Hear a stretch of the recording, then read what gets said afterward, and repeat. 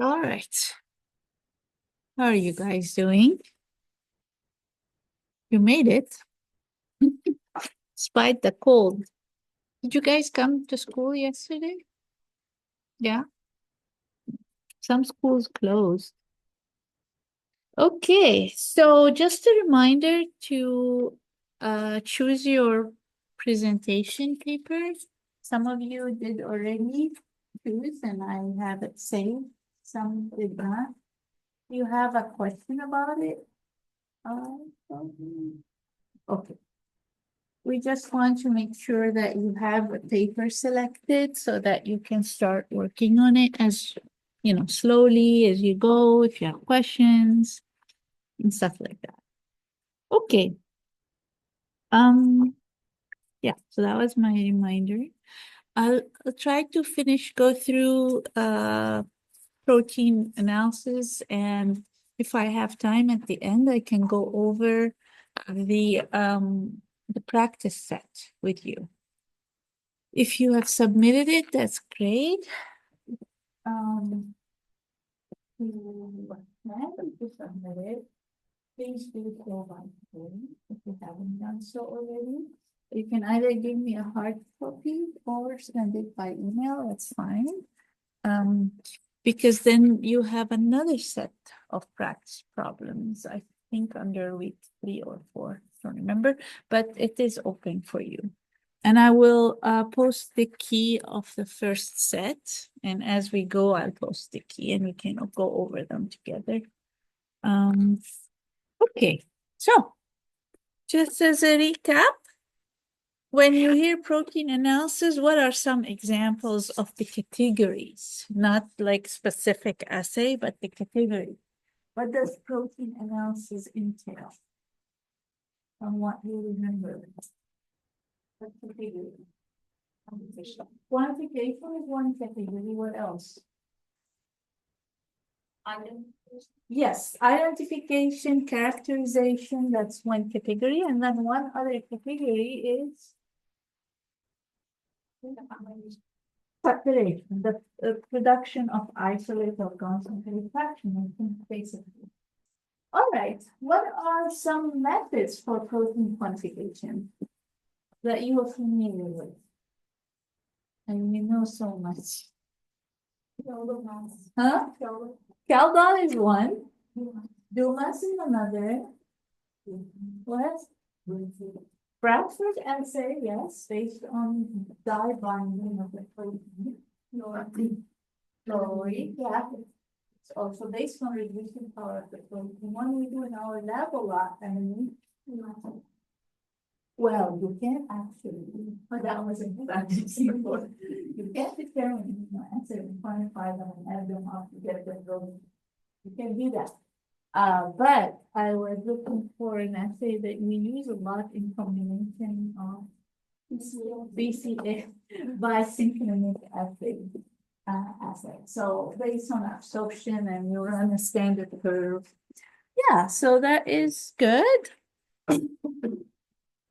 On what basis we choose a method? So if I have a protein isolate, just I want to determine the quantity of the protein in the protein isolate. Do I do Bradford or BCA? No, we don't. Because they're not meant for complex matrices. There might be things in your sample that interfere with the assay. So whether interfere with the absorbance measurement or act as reducing, like reducing sugars. If you're doing BCA, that presence reducing sugar will interfere with the eating.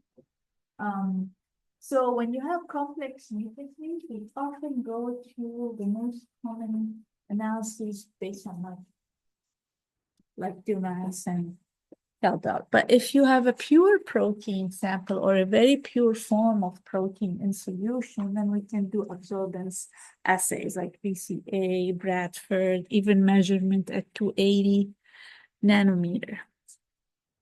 But that requires always a standard or calibration. So we haven't gotten into this a lot yet, but if I want to separate protein on what basis I would try to separate? Think about proteins and their characteristics. This will lead us to the next set of slides. Charge. Okay, so yes, so separation based on their solubility would go under it, would go their charge, their size. Hmm? What happened? Precipitations, yeah, okay, so based on their solubility and under what conditions they can precipitate so that we can separate them. So one category is based on solubility, another category is based on size. Anything else you can think of?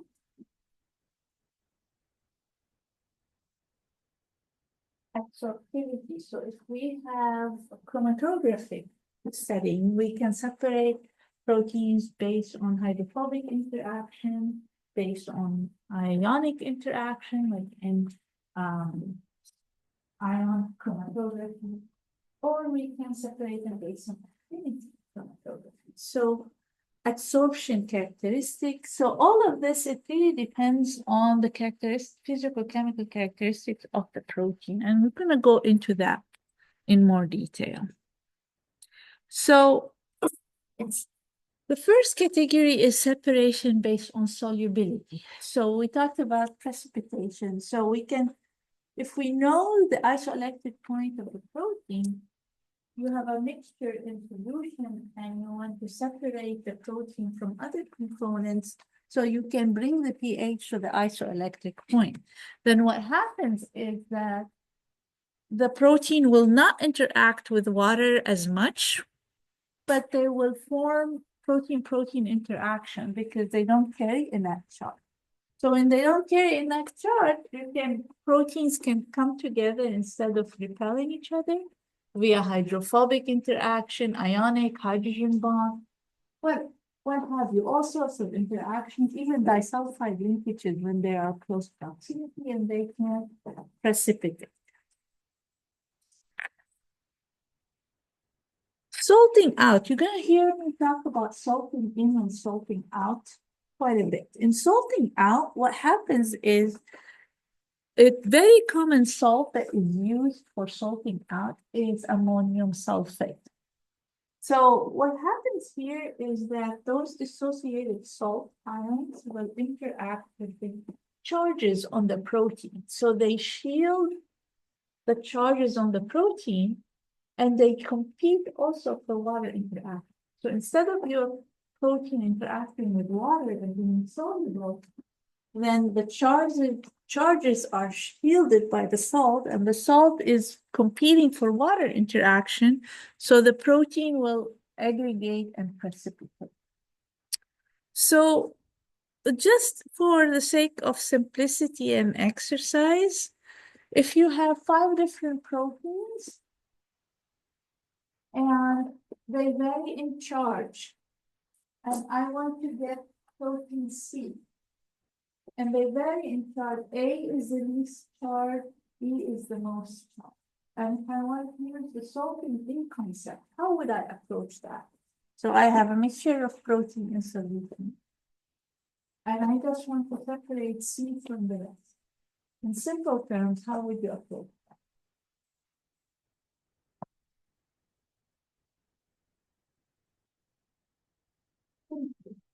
I'm not asking for concentration. Like exactly, what would you do? Slowly increase the amount of salt. Exactly, you slowly increase the amount of salt. So when you have sodium in solution and you want to use salting out, you really need to know the characteristic of the protein. So what you would do is you would add salt enough to precipitate A and B. So, and then you centrifuge, you get A and B precipitated, then you have in solution C, D, and E. You take that supernatant and you add more salt, enough to precipitate C. And you centrifuge, then D and E will be in the supernatant. You separate that, you take the precipitates, you redisperse it in water, and what do?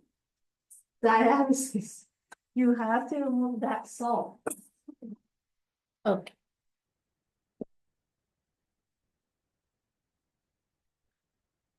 Solvent. Sometimes you precipitate the protein by adding a solvent. So let's say an organic solvent like acetone. So when you have that and with the protein, so acetone will also interact with the protein. The protein actually, when you have acetone, it's organic. I mean. So there will be hydrophobic interaction. So actually the protein opens up. The hydrophobic residues inside of the protein will then interact with the acetone and will not want to interact with water, and that will cause it to precipitate out of a water solution.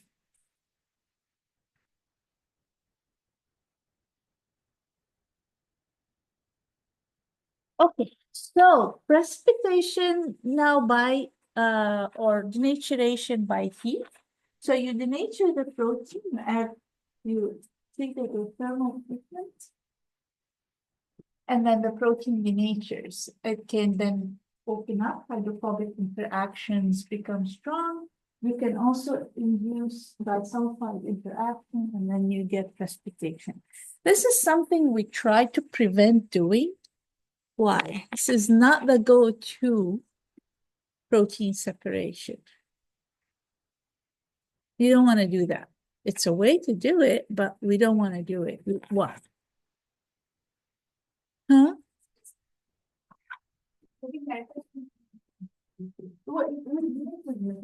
Yeah, so we don't want to denature the protein. But if we don't care and we just want to remove the protein, we can denature it by heat or pH to precipitate it and separate.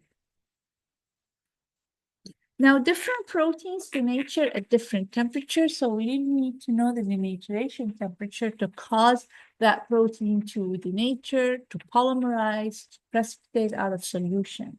So here are two different proteins, whey protein and casein protein. They denature at very different temperatures. So if I just want to separate whey, I can heat up to 73 degrees for a few minutes and the protein can denature and precipitate, whereas casein does not. So why would casein denature at higher temperature than whey? By just looking at the structure. What do you remember we talked about the structure? A secondary, yes, so globular structure with some secondary structure that is defined like alpha-helix, beta-T. These are more prone to thermal denaturation than a structure that is open and mostly random. So ordered proteins usually denature at lower temperature than unordered. So the more order you have in your structure, the lower is the denaturation temperature. Okay. So examples about protein separation based on solubility. Many of you are familiar with this, but very common ingredient or ingredients in the market is soy protein isolate and soy protein concentrate. So first of all, with soy, it's an oil seed. So meaning it has 5% sugar. You cannot take out the protein before removal of fat. So when we want to get the protein, first of all, defat. So in industry, they press and they use hexane to remove the oil, and then you have your defatted flakes. From there, you can go two routes.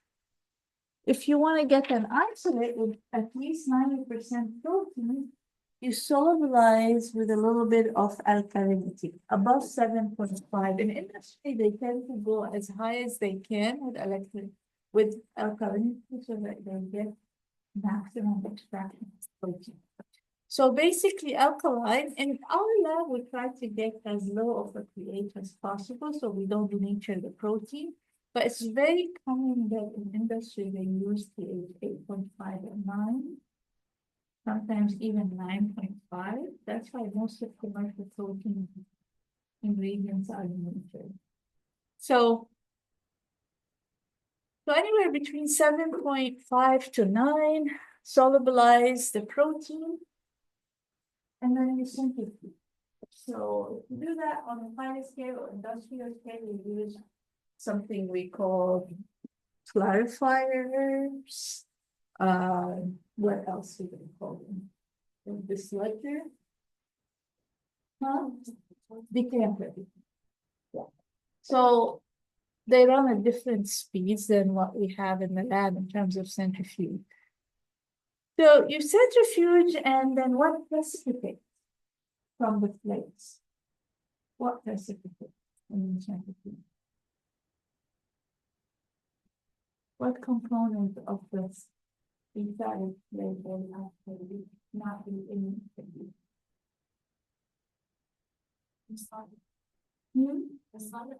What are they? Things oil, yeah.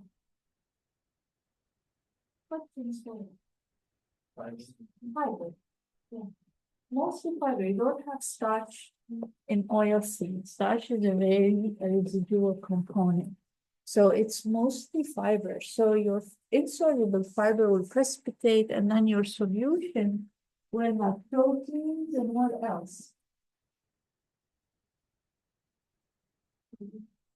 Soluble fiber, what else? If you have soluble fiber will be low, that there will be in the solution, what else is there? There's small molecules, minerals, yeah. So your protein is not pure, is the point.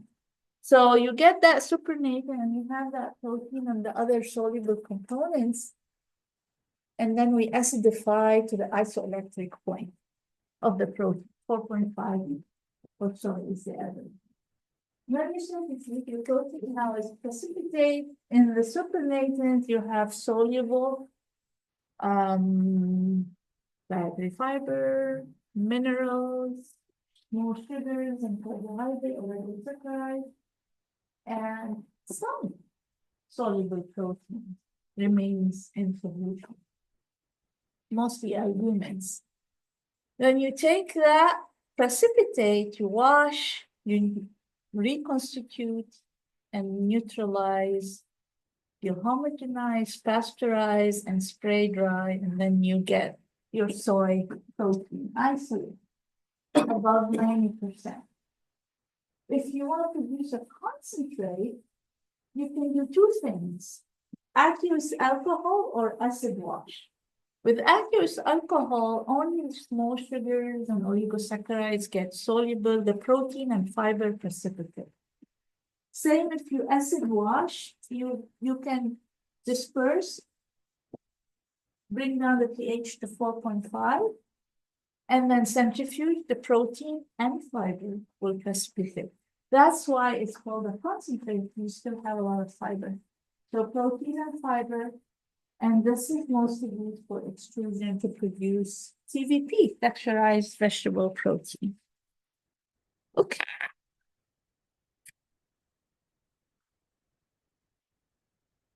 Chromatography is commonly used. Can you give me an example? I think we mentioned before of an ingredient in industry separated by chromatography or produced by chromatography.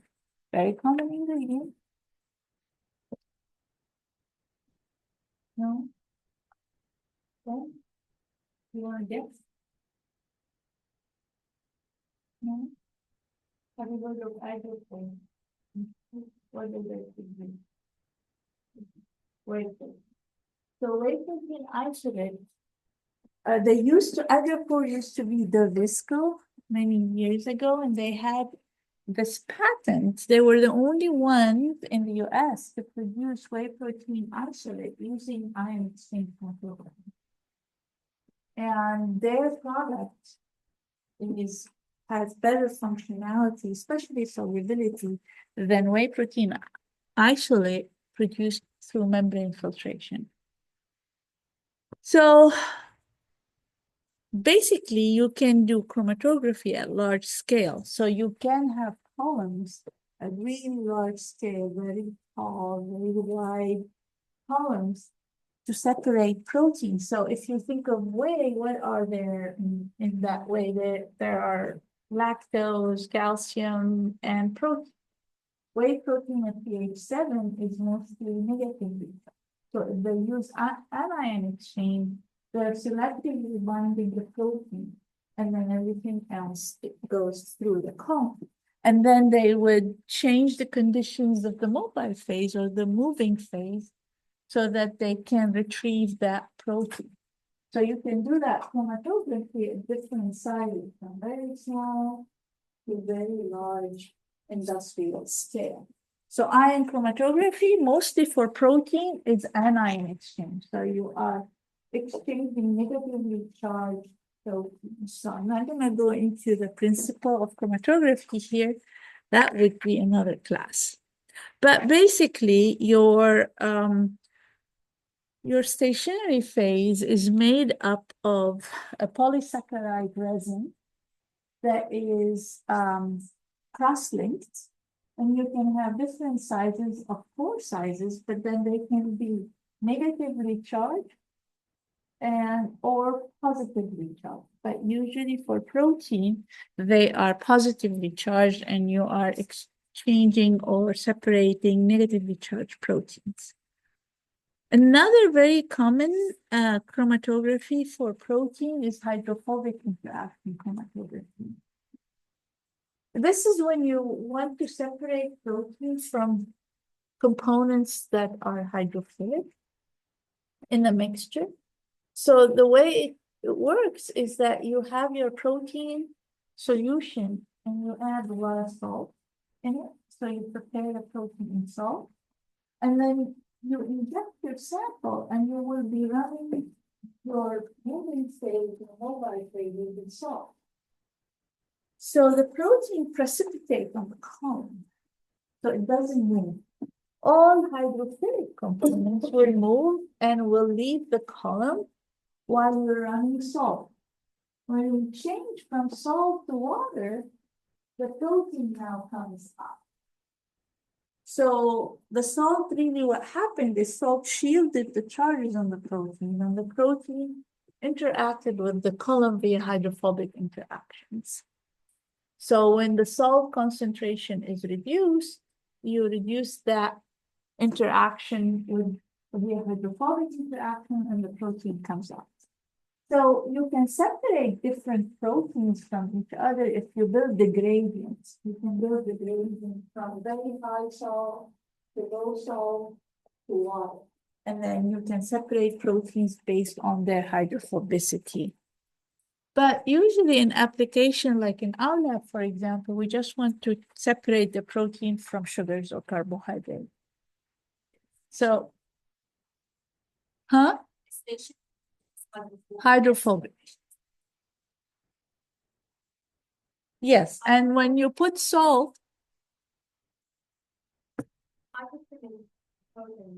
goes down, but move out. And the hydrophobic protein interact with the base. yes, but when you put salt, all the proteins become interacting hydrophobic because you shield charges. So all the proteins have hydrophobic surface to a certain extent. Not all of them have exactly that same surface hydrophobicity, but all of them have some hydrophobic groups on the surface. So when you put salt, all of them will interact with the column. As you reduce the salt concentration, the least hydrophobic will come out, and the most hydrophobic will stay long. But if you switch directly from salt to water, most of your protein will come.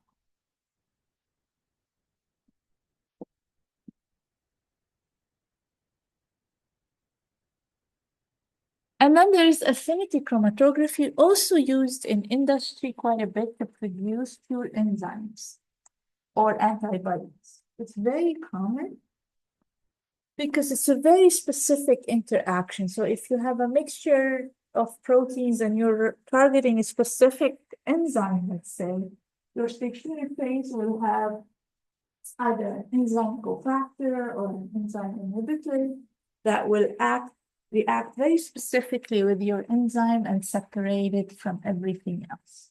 Or if you are separating antibodies, you will have a very specific antigen that is in your stationary phase that would interact very specifically with your antibody and you separate it that way.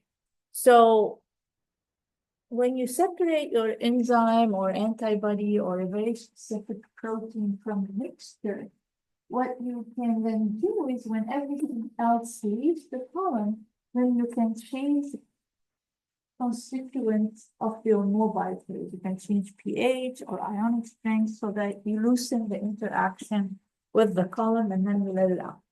Or you can put in the mobile phase something that will compete for interaction with that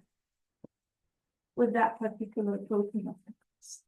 Again, this is not a chromatography class. We usually spend 5 lectures or 6 lectures on chromatography in a different class, but all I want you to know is that you can separate protein by chromatography based on charge, mostly anion and spin. You can separate them based on hydrophobicity using hydrophobic interaction chromatography. You can separate them with a specific interaction using affinity chromatography. I'm not going to ask about the principle in a question. I might just ask you, what chromatography would you use if I asked that kind of question? Okay.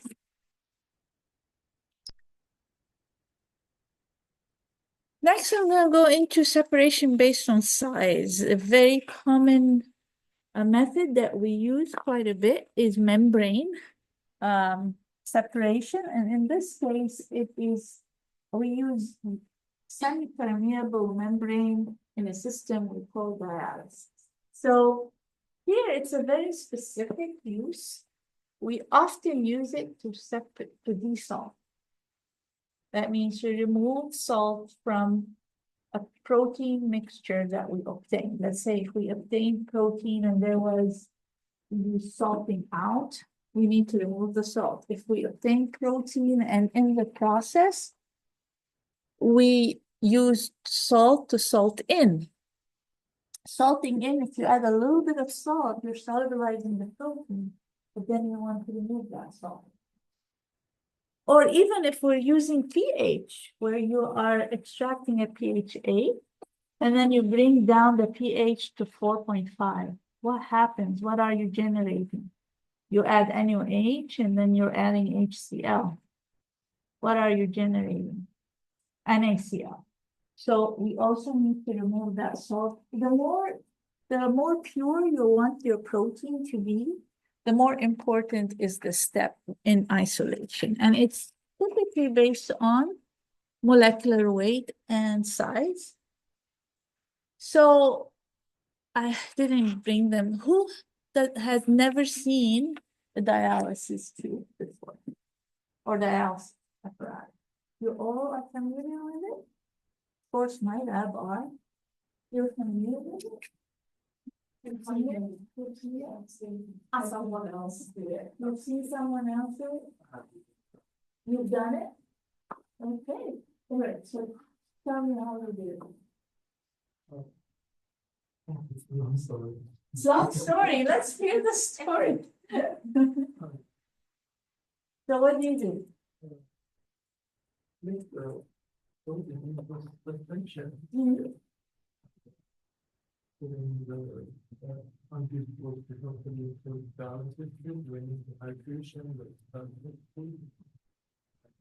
some space or water.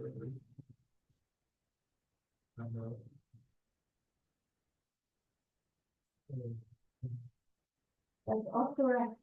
Right now, we put the protein in container, you put it in the tube, we use space because the protein can go into the membrane, but you don't want it to both open.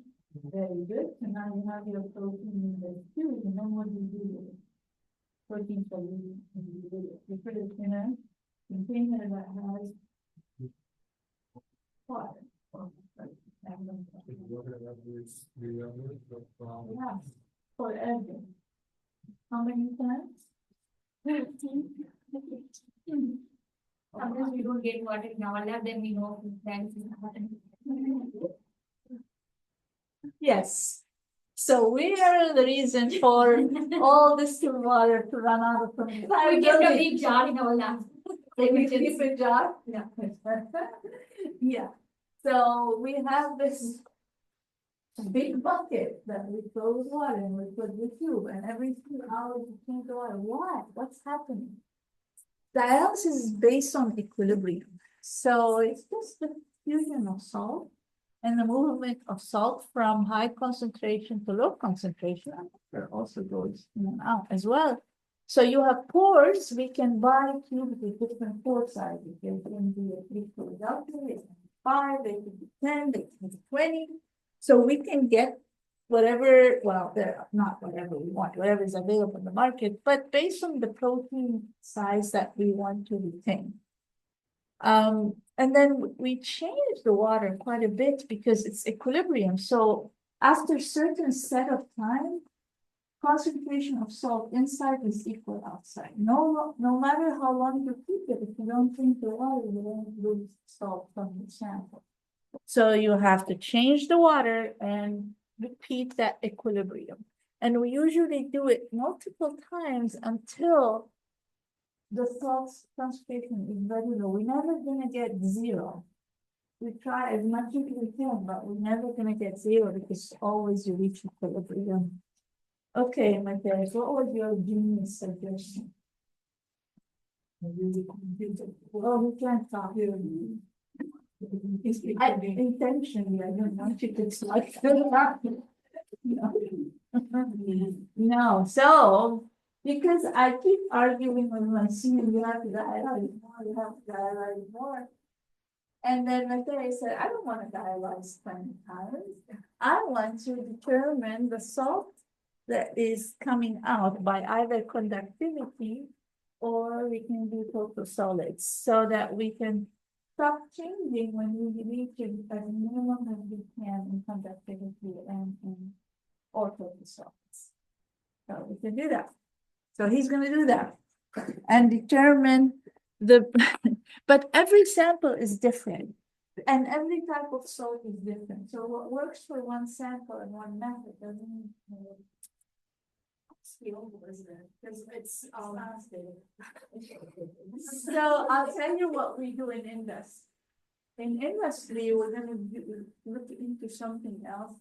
We call it diafiltration. So you have the membrane filtration, diafiltration. Usually it's open filtration diafiltration. So what happens is you have a membrane and the scamper runs through the membrane and the concentrate goes down. And with the diafiltration, you're running water, washes. So until in the high time, we don't have it until the terminal has zero. So that's specifically nice. Yeah, that are you won't see that as a industry.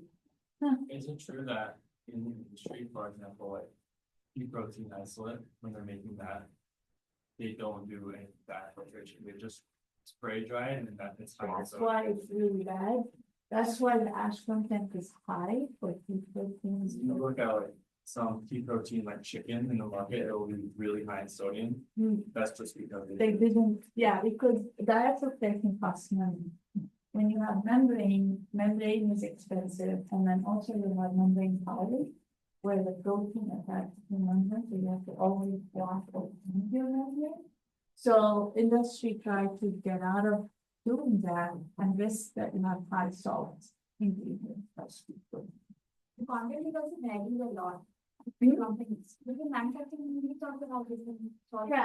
Yeah, and they don't tell you what they really do. And the reason also, not only because whether or not they did membrane filtration, some company might use alkaline like 9.5. Imagine going from 9.5 to 4.5 and back. So how many times it can be versus if you're salt lighting it to the base. We have less salt than we need. So that's why you have that wide, and also depending on what quality that we. Yeah, there are a lot of that. Yeah. Okay, so this is lab scale, and usually we have it, you can buy those membrane with polyethylene glycol for concentration so that you don't have a lot of water movement. So you don't have a lot of bulging and water uptake in the cube. Okay, so this is the membrane filtration. This is scalable. So the microfiltration, ultrafiltration, nanofiltration, or reverse osmosis with some pressure and pushing of the solution that you have with the proteins through a membrane. And then you will have the repulsion, and then you will have the permeate. So the permeate usually have your small molecular weight, and then depending on the number of washings and the number of membranes you have in sequence, you can get more pure ingredients. So in the lab, we use membrane filtration on a small scale. So let's see here. So here we have our membranes. You usually put 2 cassettes. Yeah. So we have 2 cassettes that have membrane, and this is our reservoir of the sample. And this is the water wash that we wash with it, and then you have a circulating, we use a pump, and then the material circulates, you add water several times until you get most of your stuff. And this is on a large scale, different, many membranes that you can use, and there are many types of membranes. And if you want to learn more about shapes and forms and types of membranes, talk to Mitch. So he's knowledgeable in that. But what I want to talk about is the different sizes. In industry, we use all of these different sizes for different purposes. So when we say, so we have reverse osmosis, nanofiltration, ultrafiltration, microfiltration, and just traditional filtration with large pore size. So what you see here is you have a particle size in millimeter going from the smallest to the largest. And then you have the molecular weight in Dalton, also smallest to largest. And then the type, ionic, molecular, macromolecular, and then cellular, like bacteria or yeast. And if I look at the milk system, so with reverse osmosis, I'm removing the salt, for example, ionic, removing salt. And then when I look at ultrafiltration, I am retaining proteins, for example. So here is a better illustration figure. So if I use microfiltration, bacteria and fat will be retained from milk, and then protein, lactose, minerals, and water will pass. When I use ultrafiltration, protein will be retained, then lactose will pass, minerals, and water. When I use nanofiltration, I can get the lactose, and then minerals will go and water will go through. Reverse osmosis, I'm clarifying the water and removing the salt. So, and this would give you the indication based on pore size, molecular weight cutoff, and the pressure associated. The pressure goes up as the pore size obviously goes down. On a lab scale, I forgot to mention this one here. We can use membrane and gravitational force. So we can get the little tubes or large tubes that have embedded membrane in there. That membranes, we can get 1 kilodalton cutoff, even 500 daltons, 5 kilodalton, 10, 30. You can get different pore sizes in the membrane, and then you can put your sample in here. Centrifuge, permeates will go down, and then you can do another wash. So you put more water or buffer, centrifuge again, and push more smaller molecular weight down into the permeate, and then you purify the retentate that way. So this is on a very, very small scale with applying pressure through centrifugation in this case. Okay. This is an illustration on industrial application to preparation of whey protein concentrate and whey protein isolate. So you get the whey byproduct or co-product from cheese production. If you run it through ultrafiltration, you get permeate and retentate. So retentate will have your protein mostly. In the permeate, you might have a little bit of protein, but mostly lactose and minerals. You produce a co-product called whey permeate. You can take the lactose out of that with nanofiltration and get the lactose permeate. So these are co-products. But if I take that retentate, based on the number of washes, I can produce different whey protein concentrates. The minimum is 34% protein up to 80%. The more I run it through ultrafiltration, the more concentration I get, the higher concentration, the more expensive is the product. All right, so that's a concentrate. But let's say I want to produce an isolate. I take my concentrate from ultrafiltration, I run it through microfiltration. So what happens here, I remove phospholipids, I remove aggregated protein due to heating, for example, large molecular weight, and then I get very nice protein permeate, and that would be my whey protein isolate of over 9% purity. And here I have whey phospholipid concentrate, high in phospholipid, and has some protein, maybe 30% protein or so. So yeah, that's a real application of membrane filtration in the industry. I can use, of course, size exclusion chromatography. I can use that on lab scale and on industrial scale to separate protein based on size.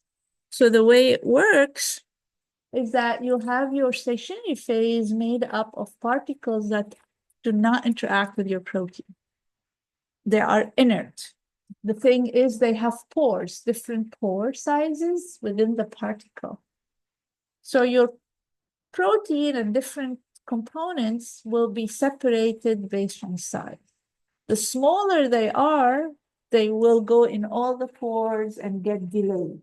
The larger they are, they won't go in any pore and they get out first. So large proteins come out first. The smaller they are, the longer they stay on the. That's the order for size exclusion. So usually when we run our proteins through size exclusion, we do this either to separate protein and characterize them, or we do this to determine molecular weight.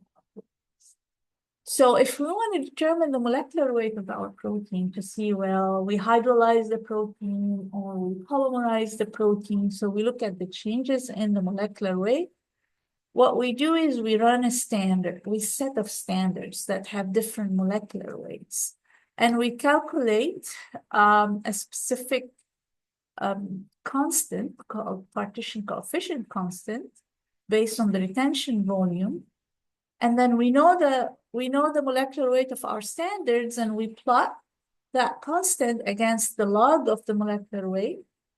Now we have a standard curve. When we run our samples, we use that standard curve to determine the molecular weight of our sample proteins. So two applications: determine molecular weight or purify. Any questions? All right, I have a question for you. Look at this question and tell me the answer.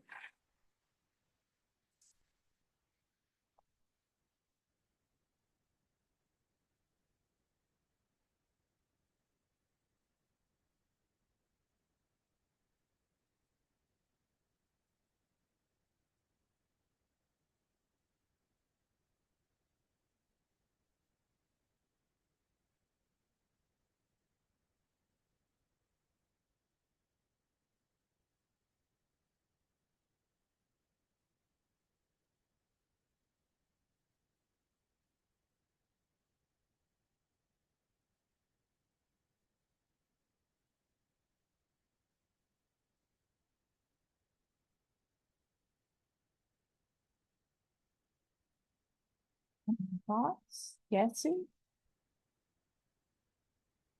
Does it help if I tell you you can't go wrong?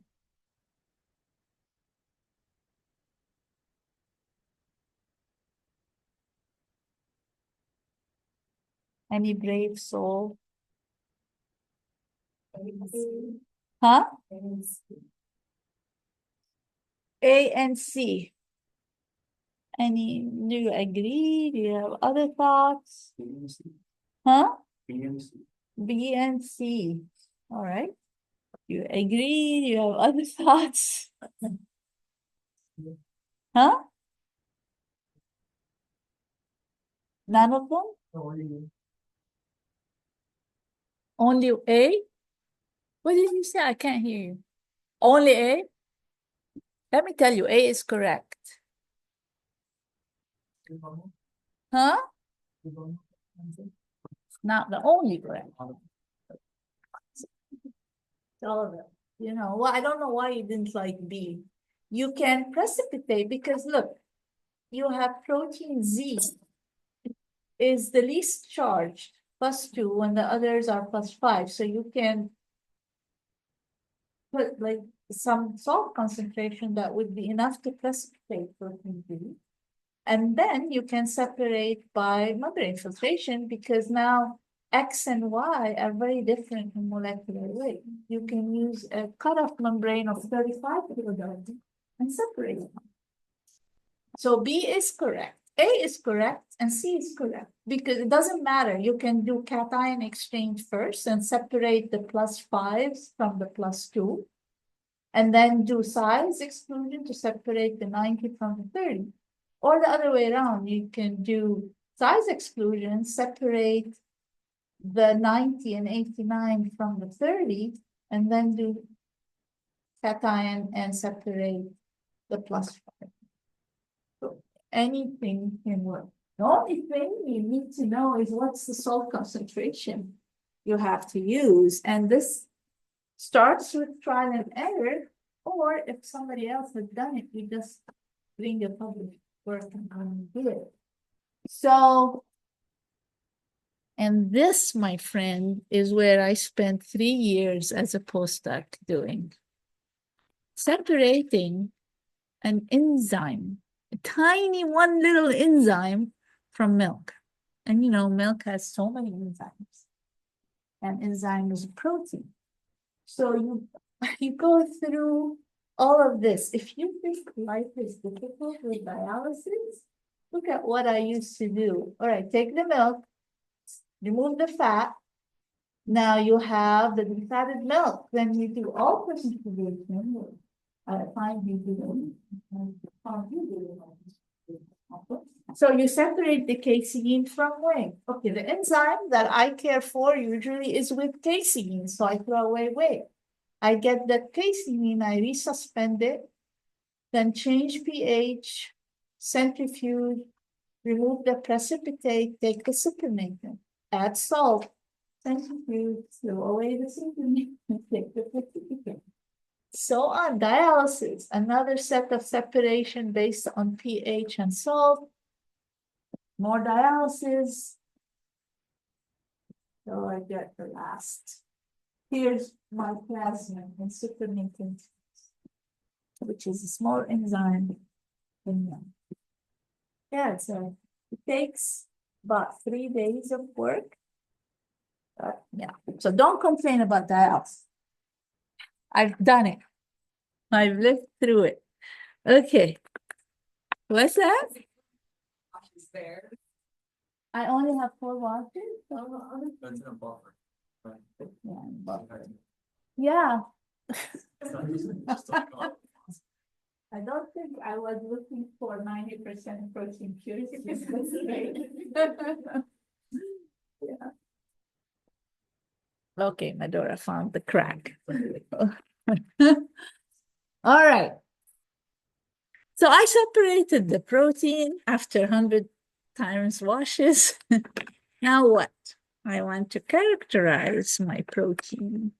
What kind of assays I would be doing for structural characterization? Structural characterization and identification. Go. Anything you say will be correct. Come on.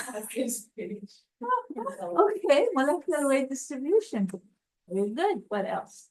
Yes. What? Yes. Denaturation. Very good. Yes. Denaturation, state of denaturation, denaturation temperature. Entropy, how much energy do I need to denature this protein? Okay, very good. What else? Huh? Surface properties, surface hydrophobicity, surface charge.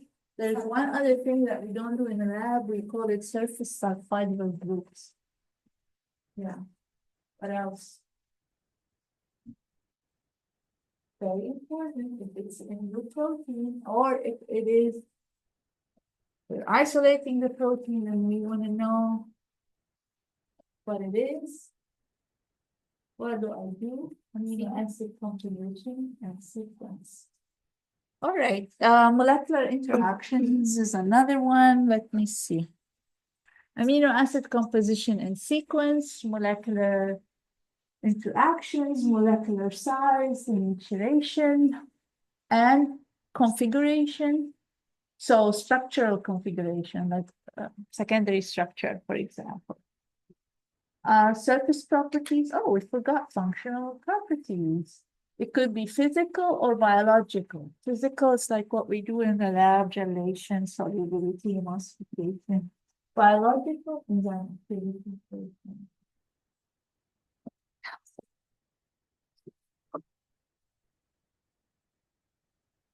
So why is structural characterization or the identification and characterization is important? Because we want to determine the impact of intrinsic factors and extrinsic factor on changes on the protein structure and how it impacts function, all these functionalities. So the next chapter, we're going to talk about ways to analyze protein structure. After we're done, we're going to talk about functionality and ways to determine function. So we are mapping. So the structure includes amino acid composition and sequence, configuration, size, molecular association, surface property. So the sky is the limit. Now, why is this important? Before I give you my examples, can you give me an example in industry where we need to do structural characterization or monitoring structural changes in the protein? Before I give you all mine, where is it important? Shelf life. Shelf life. Explains.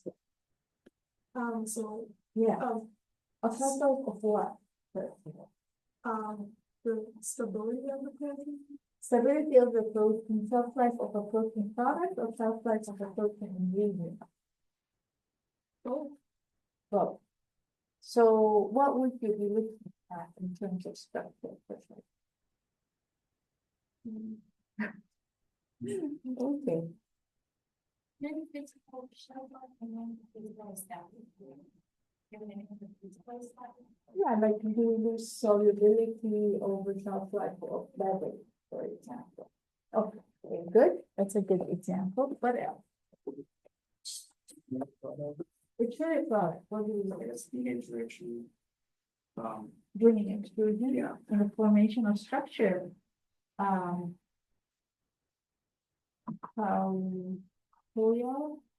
huh? How, just say your name, please. How you? You was saying how do the whole time during seminar. Did you notice? Did you notice he was calling you how do? And I was like, where did he get the J in the name? Yeah, because my pronouns like You, not do, right? I'm not gonna tell you, sorry, I'm not gonna tell you. Okay. What was my question? Construction. Oh, what were you presenting on? The extrusion impact of extrusion On what other protein? Yes, because this is important. When you form intermolecular beta sheet, you have better structuring and fibrous formation, and that calcium interrupted that fibrous secondary structure beta sheet formation, intermolecular beta sheet formation. Okay, what else examples you can think of? Okay, so that's the high hydrophobicity or that ratio of lipophilic, hydrophilic, hydrophilic ratio. Very good and fine. So there are a lot of examples that I would be giving you where structural characterization of the protein is important. During processing, we can go back to beverage formation. During beverage formation, you've got the protein and solution with different formulation, different ingredients, then you homogenize, then you have to pasteurize, then you might need to change the pH to acidic. If you want to produce acidic beverages, you want to know what's going to happen to that protein so that you know how much protein you can put in there and what protein ingredient will be stable under these conditions so that you can use that protein. Whey versus feed, which one would you choose? Unfortunately. But if you want to insist on using plant protein, you want to understand your formulation impact on this particular plant protein, what's going to happen to surface property, what's going to happen to its solubility, what's going to happen to its molecular weight under different processing conditions. So this is important. Can you give me an example of valorization that happened? Valorization example that happened in two important ingredients. They were waste, and now they're getting glass. So that's whey, very important. So whey was waste. You make cheese, you throw away whey. And then somehow they discovered, they looked at the structural characteristic and functionality of whey like whey. It has a P-1, it's very soluble. Why we're throwing it away? Let's utilize it. Let's valorize it. So whey protein ingredient is the most expensive protein ingredient in the market and started as a waste. What other example of something that they used to throw away? Huh? Soy meal. So industrial oil industry, 60, 70 years ago, they would get the soy oil and then the meal goes to animal feed. And then somebody said, well, wait a second. It has P-1, it's very nutritious, it's functional. Why are we throwing it away? So looking at the structural characteristics of the protein, functionality, its physiology, you can then convert waste stream and the co-product into a high value ingredient. And we're talking high value. Protein is more expensive than oil. So they're getting all this soybean to produce the oil, and then they discovered, oh, wait a second, we can get those protein ingredients that are much more valuable. So looking at those waste streams, so now we're looking at, you heard the story of camelina oil and aviation fuel. So camelina is an oil seed, environment, winter crop, environmental sustainable, and they are using the oil to produce fuel, biofuel. And there was a flight from Minnesota to New York, Delta, using camelina biofuel. So it was all over the news. So, but yeah, oil seed. Take the oil out, what's left? Meal, protein. Let's make it into a high value ingredient. So that's another example of valorization. Yesterday, I was in a meeting where they spent an hour talking about when you produce oat milk, you get all of this that gets filtered out. It has a lot of protein in it. What are we going to do? Is there a way to get that protein out to produce an ingredient so that they produce the oat milk, but still the residue can be used as a good source of protein? So this is a big area, especially for the industry. They're always looking for high value and using everything. Like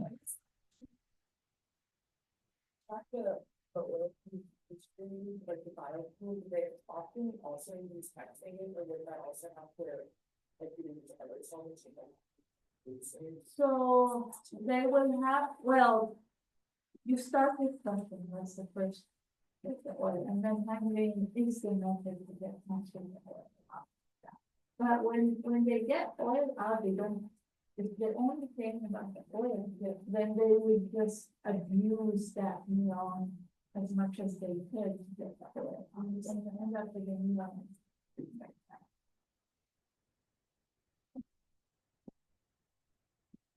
Okay. Another story, which is relevant, protein separation. So I guess, Medora, tell me a little bit about your little experiment with the different foods. That stumped me, and I'm always gonna resign because it's. Because I was separating, well, I was doing pea protein isolation, using like conditions that we found were like 3 mile opportunity. And so changing the separation condition, to make it like a slightly higher opportunity, but also during season, one, I guess, like the advocates, and feeding that functions significantly better than Our new ones. So even better than commercials, pea protein, better than the protein we produce in the pilot plant, pea protein, better than the protein we produce on the bench. And I like, what happened there? I don't believe you re-extract again.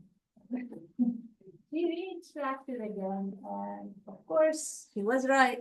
And we looked at the structure and we're trying to understand how these processing conditions in one case can be very detrimental and give us protein aggregates that are not very functional.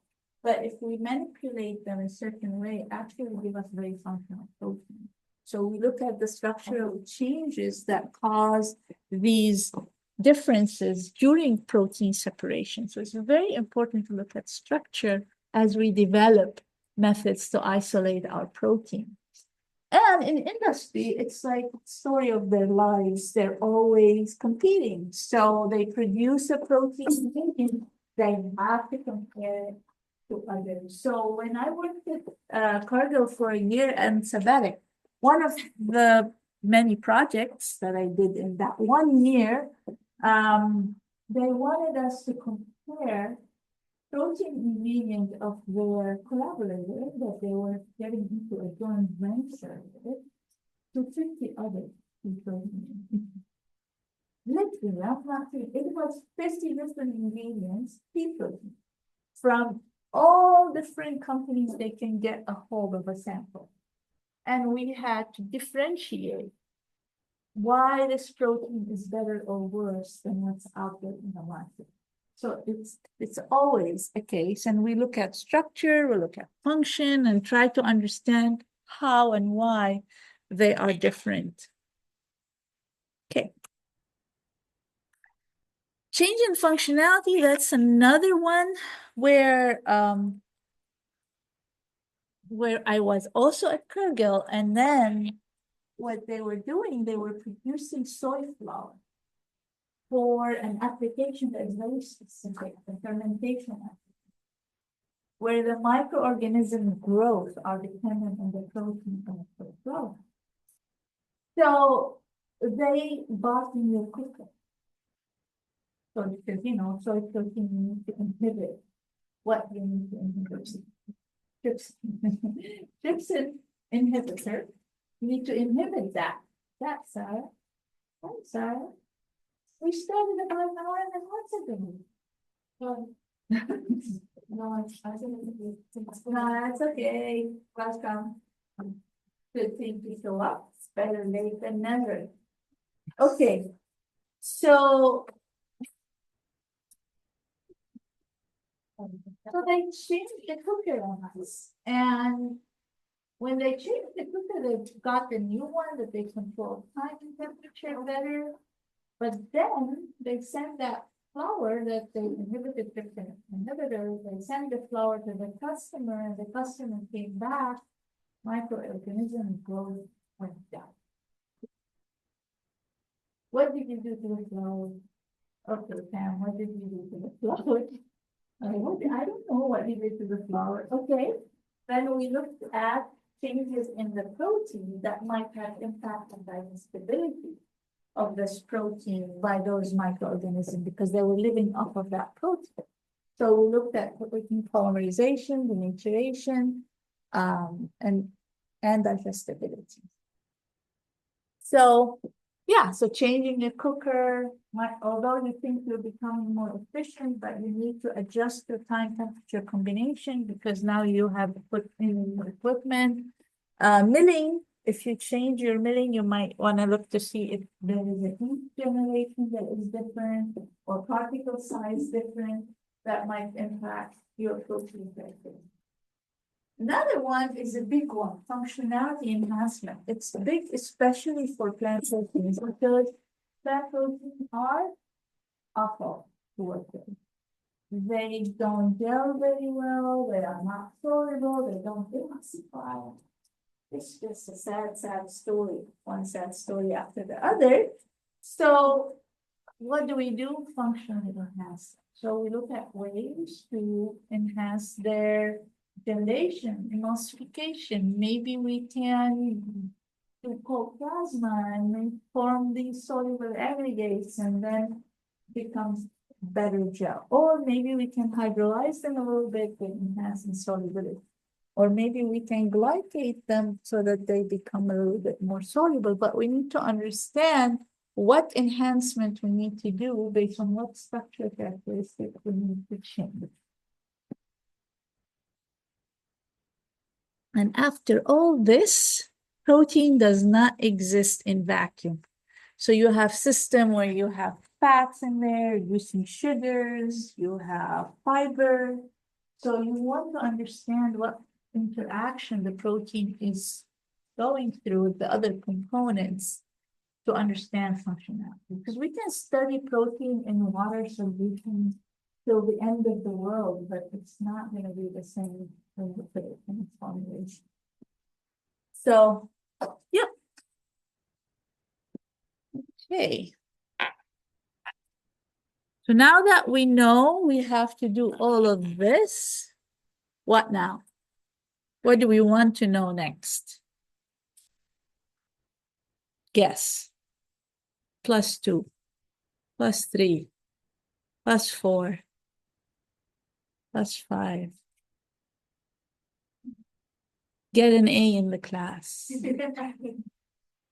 What do you do next? Now you know that you have to do this. What do you need to know next? Huh? How to do it? Okay. Done. I told you 100 times, convert from audit to A. How many times did I told you to do that? Huh? So you already got an A, and she sends the extra credit. I don't know why.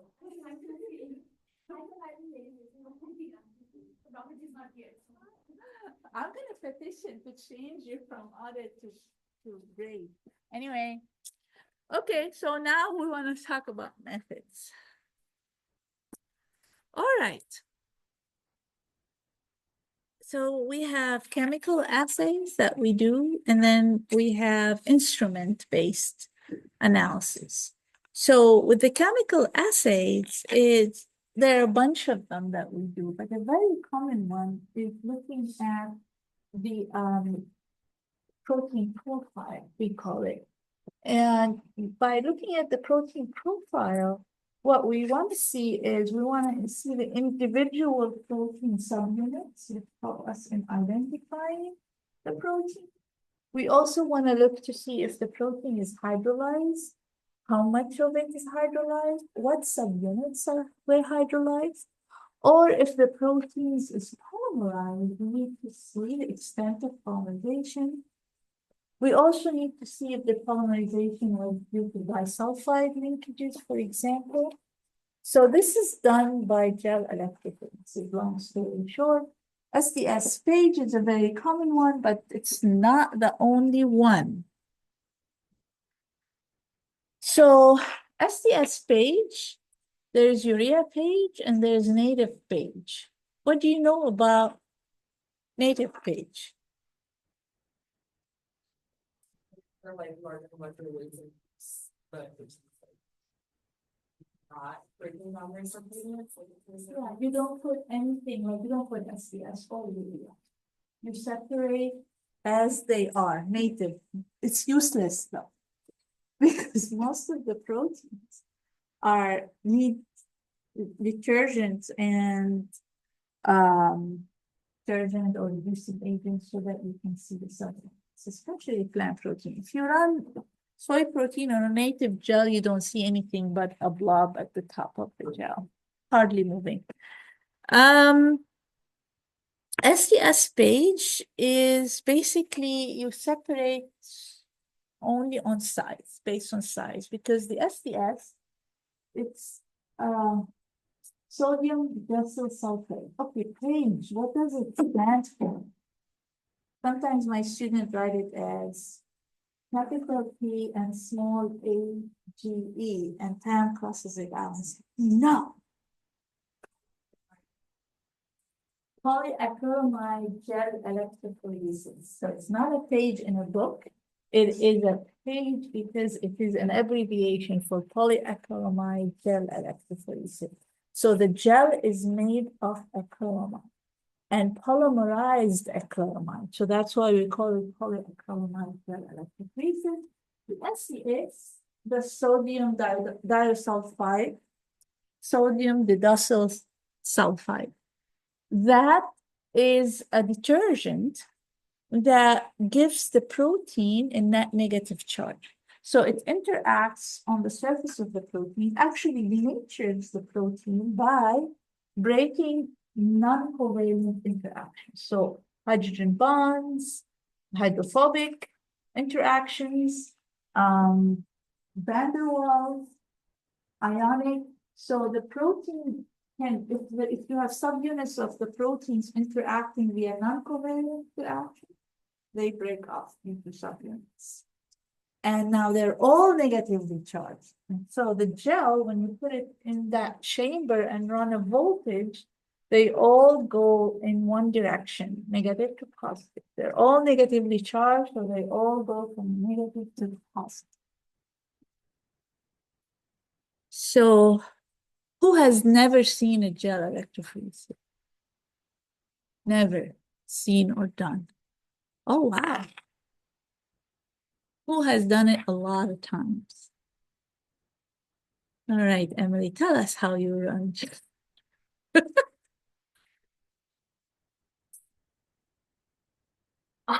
Well, I'm gonna show you all these images and you tell me what to do. So Start with, I'm gonna give you a hint. Start here. What is this? that the gel is there's a little clip on top that's creamy condensing. We call it the calm. Yeah. Uh-huh. So we're on the prep sample. You take that. How do you prep your sample? Wait, how do you prep your sample? You put it in something that has SDS and a blue dye. Yeah. So that you can, first of all, you have the SDS, you denatured it. It's all negatively charged and it has a dye so you can see it move down. Okay, very good. And then you put the cassette in the chamber with running buffer. And then you wear gloves, because if you don't wear gloves and you take that comb and your hands are in the buffer, what's gonna happen? Hand protein gonna go into the gel and separate your protein. You don't want that. So we definitely wear our gloves.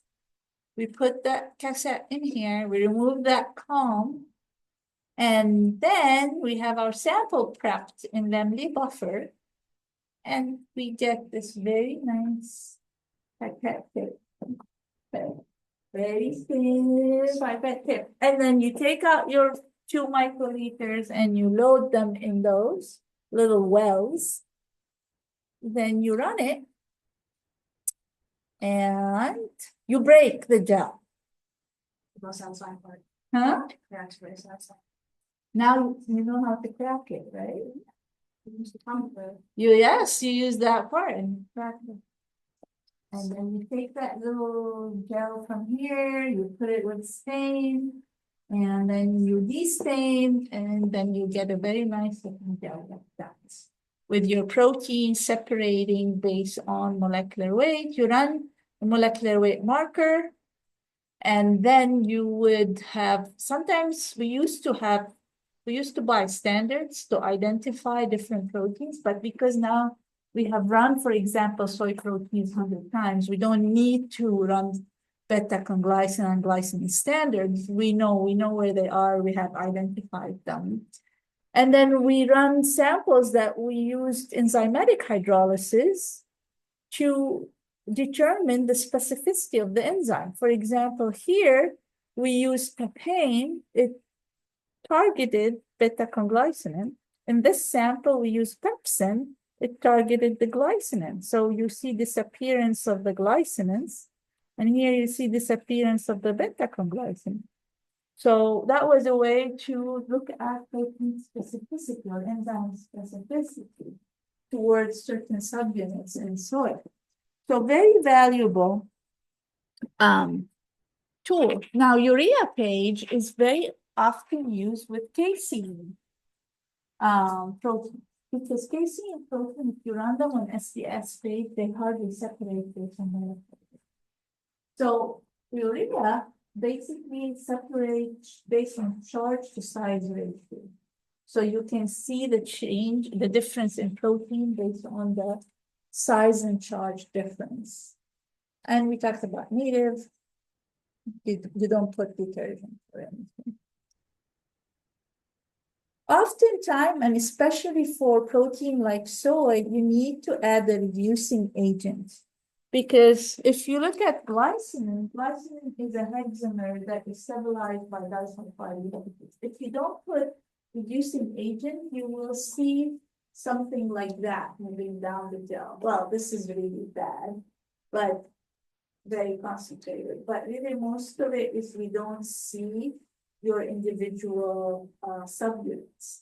To add a reducing agent, then we can see the individual subunits, specifically glycine. This is alpha glycine, beta glycine, acidic and basic subunits. So yeah, so sometimes for some proteins like hexamer, like that, you need to add a reducing agent to break disulfide. Isoelectric focusing, yeah. Is it quantitative or would you just see this? Qualitative or quantitative? Yeah. So one thing we do in our lab, and I stress, and I'm not sure that all those papers that we see out there do it, we load this in protein. So all your samples, if we're going to do competitive comparison, we must know what the protein is, and then we load this on protein abnormality. So we can at least see qualitatively how they differ instead of seeing a very dark band here and light band here, instead of thinking, oh, we have less protein. No, we don't have less protein, we have a higher less protein in this one. So like the thicker bed, you can, but for a specific size, you can tell that there's more of that. Yeah, so exactly. So this lane and this lane, we put the exact same amount of protein, maybe 5 micrograms protein in the sample. Look, that sample that we loaded. So in this lane and this lane, you have the exact same amount of protein. So when this is much less intensity than this, that means we got hydrolyzed. We can see more high intensity. If you did not load based on protein, you can't tell. Maybe they just protein in this yet. No, we can imagine, we can measure density of the band. That becomes semi-constant. But it's not like constant with the acid. It can rely on. Okay. So with isoelectric focusing, so here you separate based on their isoelectric point. So the way it works, you also get an acrylamide piece of gel, so that you can order. But that on that acrylamide piece of gel, rectangular gel, you load things we call antholites. Antholites are macromolecules that carry different net charge. They have different charges. So when you load them and then run a current, they will move to their actual pH based on their charge. So you generate a pH gradient. So once you run these antholites and now you have a pH gradient on your gel, usually the pH gradient is from pH 3 to pH 10. That's very common gradient that we have.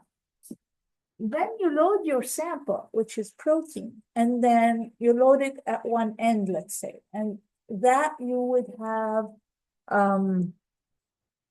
in urea buffer, I believe it is. So your protein is still charged. You cannot put it in SDS, and SDS and only at the top. So you put your protein in urea buffer, and then you load it on that strip, and you apply a current. So the protein moves until it reaches its isoelectric point and precipitate on that spot. So now you separated your protein based on the isoelectric point. It's a very useful technique when we want to add a dimension. That means when we want to separate based on size and isoelectric point. So you can separate better that protein. And we usually do it before we run a Western blot, for example. And I'll show you an example of that. Or when we want purified and take it to proteomics to get the more pure protein for analysis. If we don't want to run to the HPLC, which is better. Okay. So what happens is you take that strip after you separated that protein based on isoelectric point, and that rectangular piece of gel with protein separated, you put it on top of another gel, which is SDS-based gel. So you buy gels where it doesn't have that green comb with all of these wells, you just have one well. So you take the comb out, you have one well, and you put that thin strip of the protein that's separated, and then you run a current, you run a voltage, and then you will separate based on size. So you have two-dimensional separation. So now you have proteins that have same isoelectric point but different size, or same size but different isoelectric point, and you separate them. So a good example to show you. So this is soy protein isolate. When you run it on a gel, you have so many bands that you see here, separated based on size. If you take that sample and run it on a pH gradient from pH 3 to 10, then run it on a gel, look, for example, at this protein lane here. This is D, I believe, or E, one of them. So probably that E here. So look at same molecular weight. There are multiple proteins with different isoelectric points. It didn't show up, it showed up as one band here, but here it was all of these proteins. Same here, you have multiple spots for this F here. So it separated the proteins even more than just one-dimensional. And sometimes you need that. This is another example of camelina protein. In camelina protein, we were developing salt extraction versus alkaline extraction, and we ran the isolate on 2D gel, and then we found out that when we do alkaline extraction, we get a couple of unique protein spots here that are not in the salt extracted protein. And also we determined that these proteins are very alkaline, like the napin and the cruciferin beta. So we were able to determine the isoelectric point of distant proteins in the sample. So the system of protein, so we didn't know much about it. So we had to do this 2D characterization. Okay. Any questions? All right, let me ask you a random question. Just because it's too much material. All right. What is your favorite movie? What's your favorite movie? All time. What's your favorite one? I'll come back. What's your favorite movie?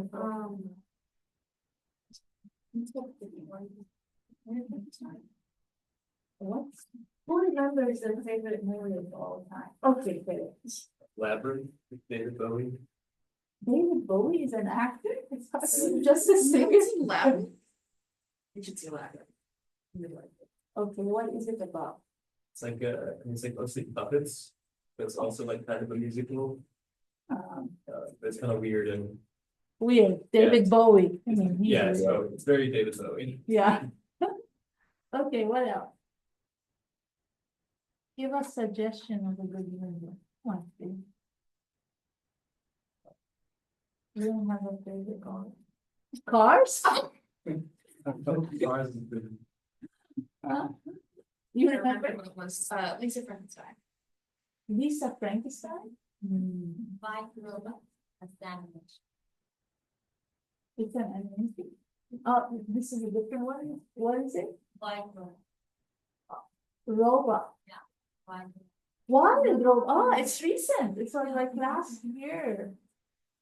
I think it's nominated for an Oscar, I believe. Okay, yeah, it's a big one. No, Joey, I know. Jordan? Joey, no, Joe, that is about the first idea of happen. How it happened, and it's the biography. Too scientific. What? Too scientific. But it's really nice. I'm gonna go back to you. Remember? You remember? Well, there's Harry Potter. Harry Potter kid. Oh, I am too. That's good. All 7 of them, I watched 100 times. 7, not 7, 8. Yeah. You're right, Tyler. I feel like my favorite is something like Interstellar, but the other. Interstellar. Yeah, but like I would also choose is Looper. Who? Looper. Looper. It's like with Bruce Willis and Joseph Gordon-Levitt, and it's like, I guess like Bruce Willis is like a mercenary from the future that's supposed to kill people from the past until one day you're supposed to kill yourself. And so he's trying to like, because like, no, like, yeah, it's like a time. The name. I would love to watch that. Yeah.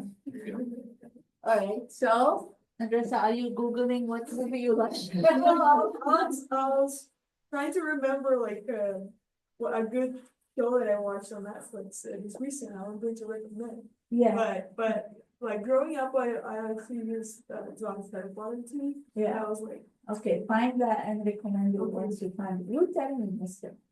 Okay, yeah, you. I like comedy movie. Anyway. Yes, and my favorite one actually is Jim Carrey. So Jim Carrey. Yes. Yeah, I know, say Jim Carrey 3 times and people will just. Yeah. Did you go? What? Hey, I don't watch that many movies or TV, but I think recently in the past like 2 years, I watched all of Game of Thrones, Oh, and that was probably like the most enjoyable like TV. I heard it's so bored. Yeah, What? so like It's not bored? it is, but not the whole movie. There's like so many hours of like story and like really, it's Okay. very good. You guys. Or, huh? Kingsman, yes, I know there are 2 of them. Yes. No, it's the third Three? one. But the third one introduced the something before the one happened. More like the range. Like, the 3rd one is. Yeah, it's like Oh, it's like So so each of it's like a the step, three yeah. of the that organization. Ah, okay. Did you? What is it? iPad, yeah. He's forced. They killed him. Did he come back? And eventually they killed him. Okay, do you wanna guess mine? Yes. I don't know.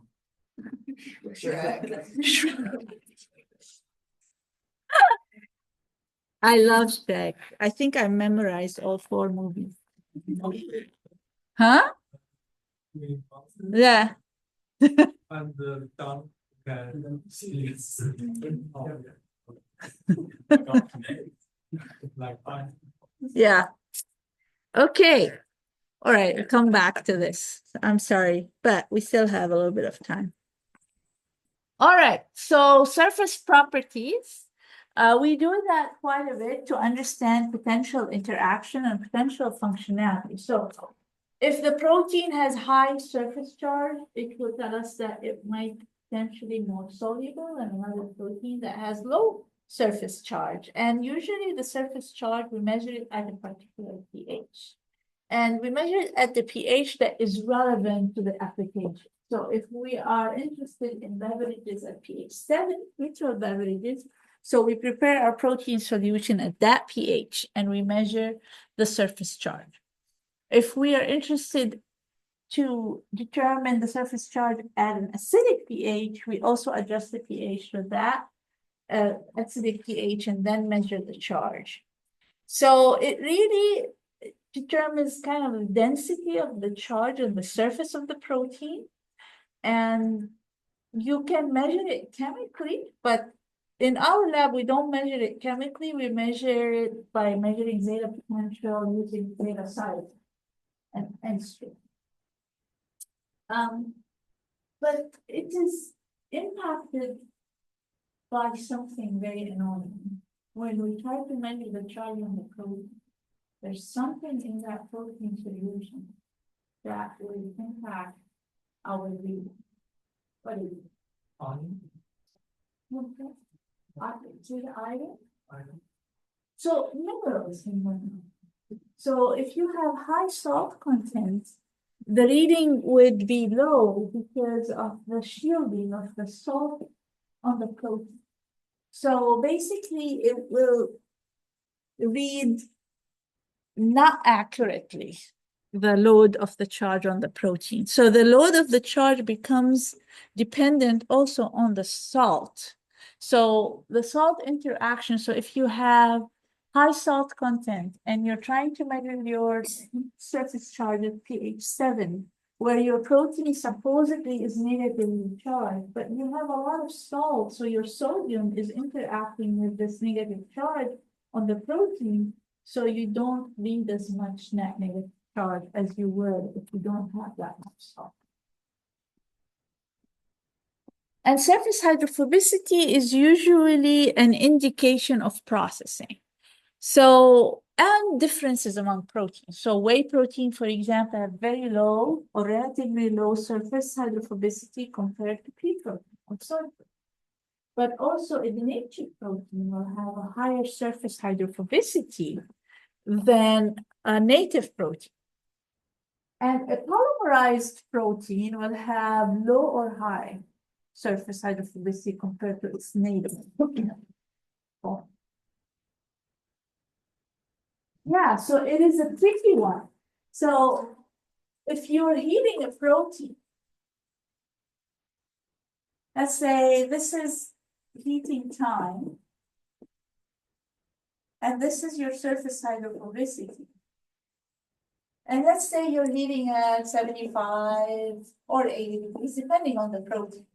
So there is always a specific surface hydrophobicity. It's never zero.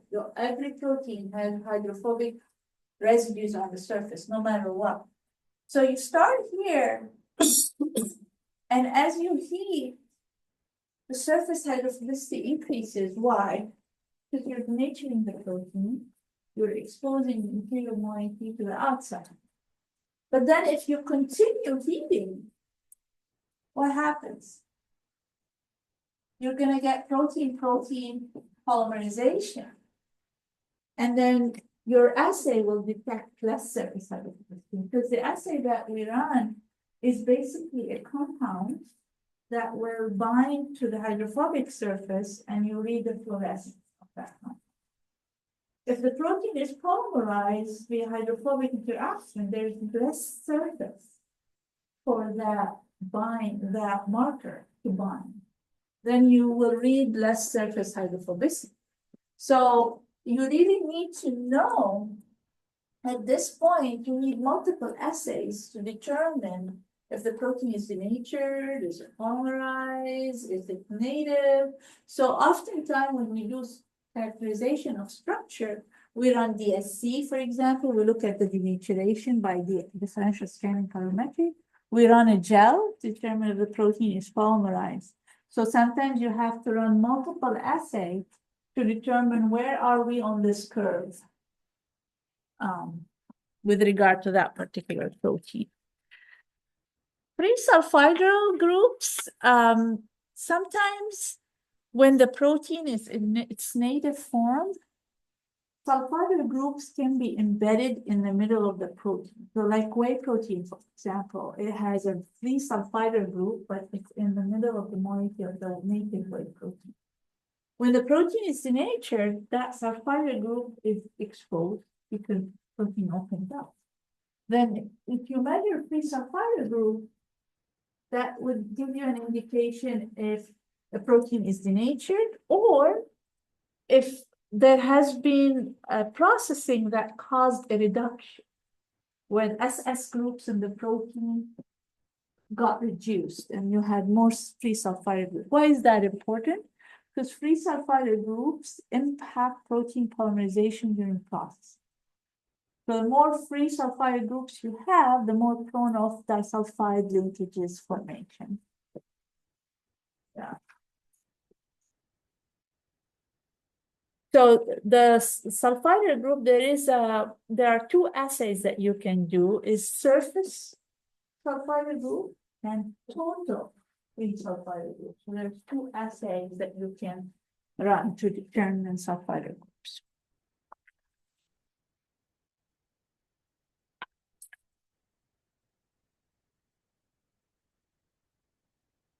So total amine is another very important assay for different regards.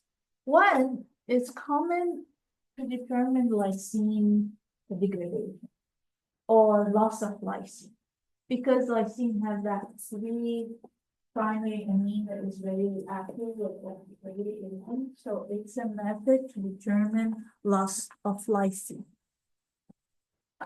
Also, it's a method to determine degree of hydrolysis.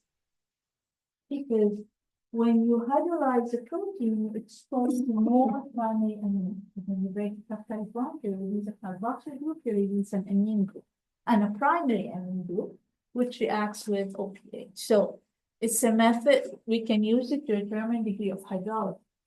We can also use it to determine degree or extent of Maillard reaction. So it's used quite a bit in different settings.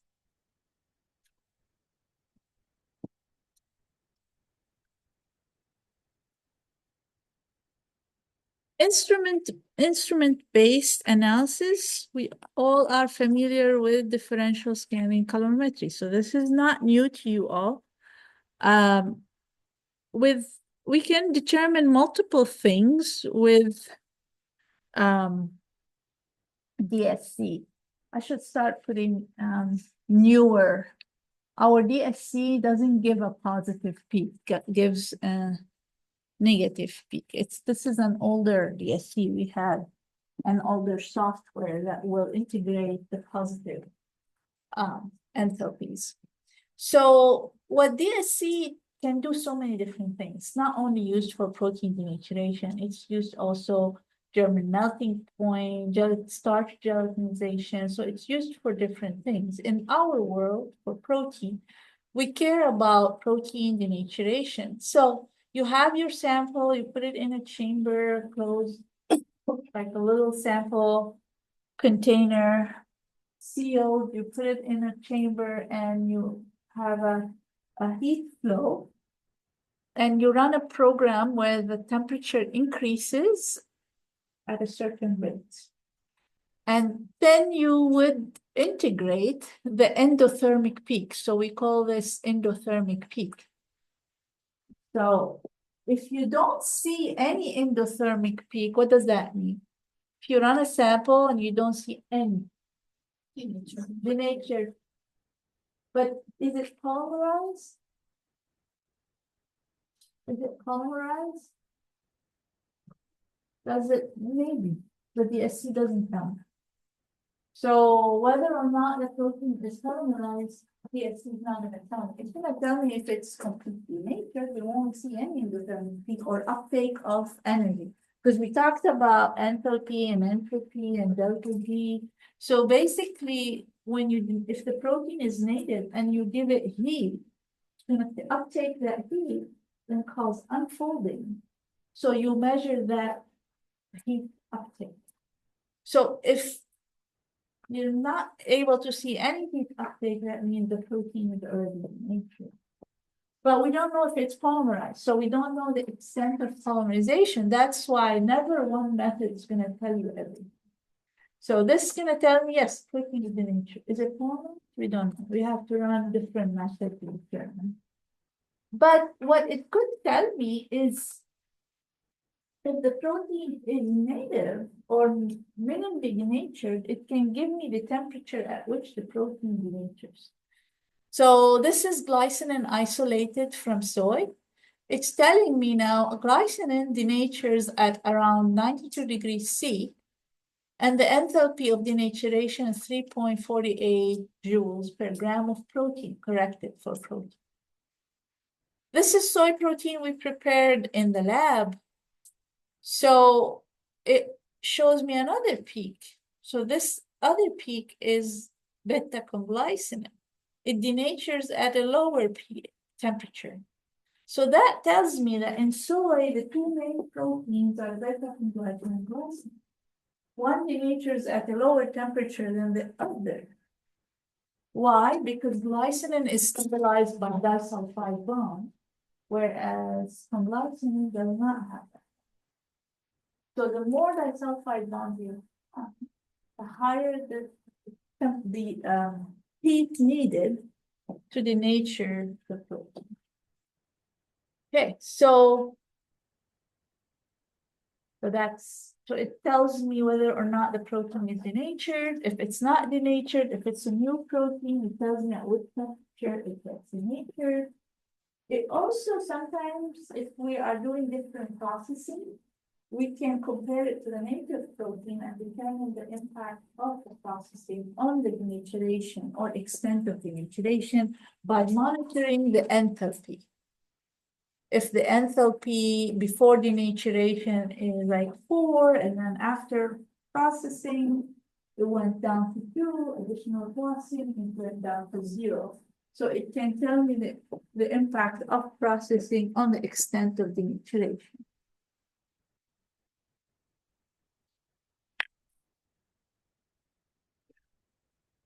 FTIR. Again, I'm not going to go into the principle of spectroscopy. Usually these are 3-4 lectures in for the analysis, but I can tell you briefly that FTIR is an infrared spectroscopy based on the absorption of energy that causes vibration of the bonds, stretching and bending of the bond, taking us from ground state to excited state. So when we run FTIR on proteins, we can run it in solid state like powder, or we can run IR in liquid. If we run it on powder, usually we do FTIR on that, and we get a spectra. So this, for example, is differentiating a flower from wheat and flower from a wheatgrass related to wheat, but is not wheat, to determine the impact of secondary structure on dough formation. So protein secondary structure is in the amide 1 region of the protein. And the different frequencies for the secondary structure for beta sheet, it's in the particular frequency or wave number, random coil, alpha helix, beta turn. So it just gives us differentiation of the different protein secondary structure as impacted by genetics or as impacted by processing. So here's an example of changes in secondary structure as impacted by processing.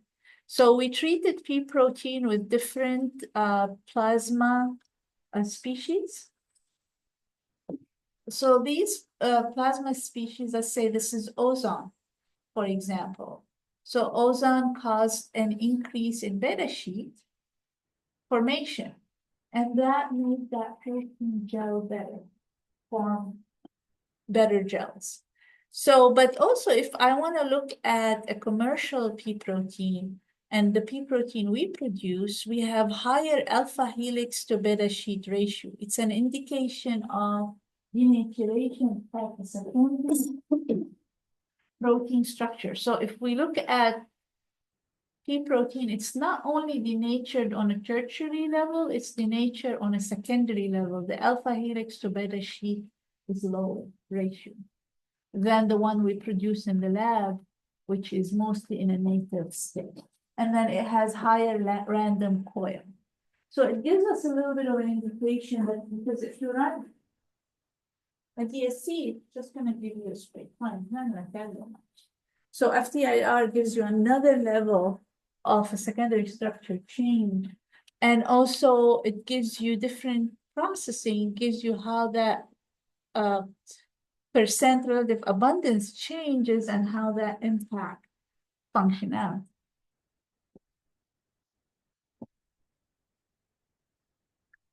Raman spectroscopy is another form of IR that can give you a lot more than what FTIR can give you. But surface enhanced Raman spectroscopy, SEERS, surface enhanced Raman spectroscopy, can allow you to look at protein structure in solution. Because FTIR, there is a lot of interference with water. So you cannot do FTIR in protein solution, you do FTIR in protein powder, so it doesn't really tell you much about how the protein is when it's in aqueous form. SEERS allows you to look at protein structure in solution, but the problem is if we just run Raman spectroscopy, the signal is very, very small. But if we do surface enhanced Raman spectroscopy using silver nanoparticle, this is whey protein, and then we have a very much enhanced intensity. And this is by taking our protein solution and put it on silver dendrites and then measure the Raman intensity, and then we can differentiate different structural characteristics. So in this example, I'm just going to highlight the carbon-nitrogen bond. So this is whey protein isolate spectra. This is partially glycated whey protein. So this is whey protein glycated with maltodextrins. So what we notice is a new bond at 983.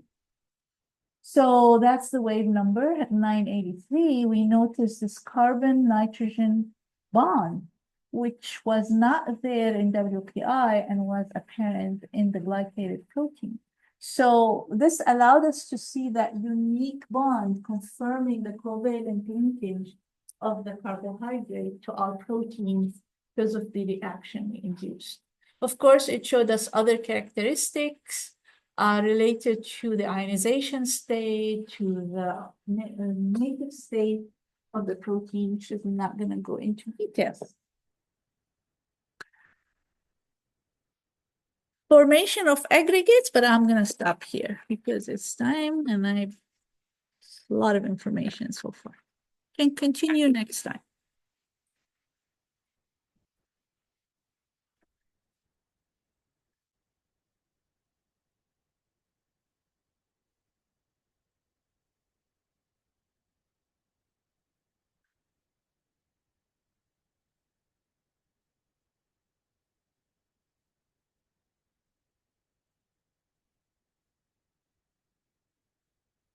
Mhm.